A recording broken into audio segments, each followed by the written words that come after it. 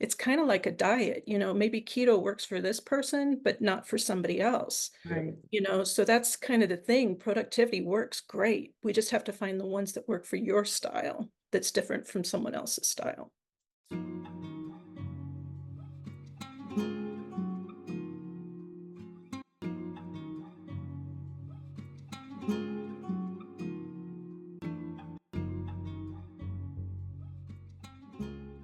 And the first question I ask is, Jamie, where have you been all my life? Figuring out my own procrastination and productivity. I got into it. I always wanted to be a life coach since like 1999 when I started watching a show starting over that was on TV that was showing life coaches for the first time, and I really got into it. Mhm. And then I got lucky enough to be able to be trained by one of those two women, gosh, maybe 6, 7 years ago. Wow. And, it was great, is really, really great. But then I was trying to figure out, I was coaching people, but I was trying to figure out, okay, what am I seeing that is going on?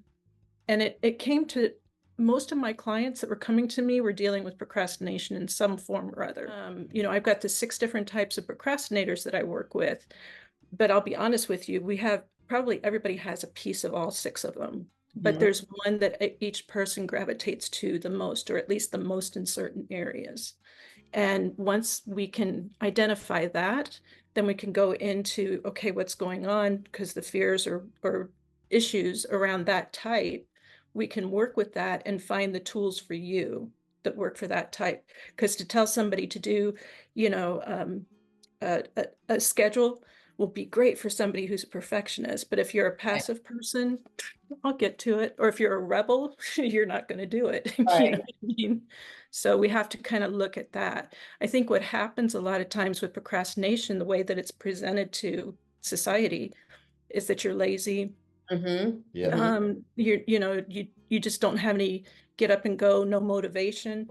But the problem is because there's all these different apps and tools and stuff out there for productivity, which work, it's kind of like a diet. Maybe keto works for this person, but not for somebody else. Yep. Right. So that's kind of the thing. Productivity works great. We just have to find the ones that work for your style that's different from someone else's style so that you don't feel like a failure. Because, like with the diet, when you don't lose weight because you've been on keto Right. forever and then you're down on yourself, do you do the same thing with procrastination tools?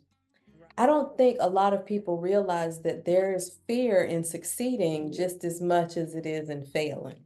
Yeah, definitely. The fear of failure is just, those people tend to be procrastinators too, because if I don't have it exactly right, I don't want to fall on my face. I don't want to look like a fool in front of people.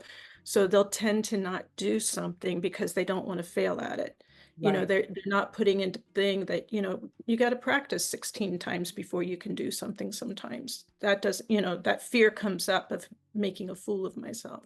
Mhm. The fear of success, people, on the other hand, there's a fear of being seen. Like, if I'm successful, I'm going to be seen.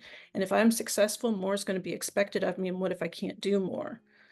So sometimes we go and want to play it safe instead of, really showing who we are at the core. If you don't know the answer to something in a meeting or a conversation, say, I don't know, but I'll get back to you. That's going to go so much farther than if you try to BS your way through it. Right.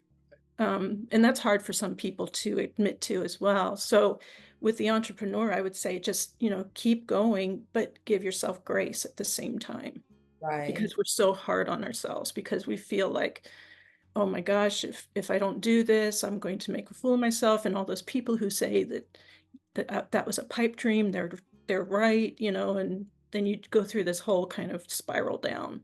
When the client is putting forth the effort and working and Hmm. they have a hiccup along the way, how do you help them pass it? For me, if I have a plan in place and I'm doing it and it's going well, if I drop the ball, it's Hmm. hard to pick it back up. So, and Yeah. I beat myself up and all of these things. So how do you help clients work through those Hmm. types of things? Yeah. I help them go back and see what have you done? Mm, Where did you start from? Mm. what steps have you taken so far? What things have you conquered so far? Mhm. And then I go back and use that as your touchstone to help you, because it's like, and I also make it clear that we all have those moments where we have the hiccups, or we all have those moments where we thought this step of my plan should have worked and it didn't. So, you throw your hands up. We all have that. I just heard a quote the other day. Shoot, I can't remember it now, but it's kind of like, I'm going to butcher this, but it was kind of like, sometimes we need to fail 16 times Uh-huh. to figure out that one way that actually works. Right. Right. Right. So it's just, a matter of figuring out. And if you stop, the next one could be the one that works for Right. you.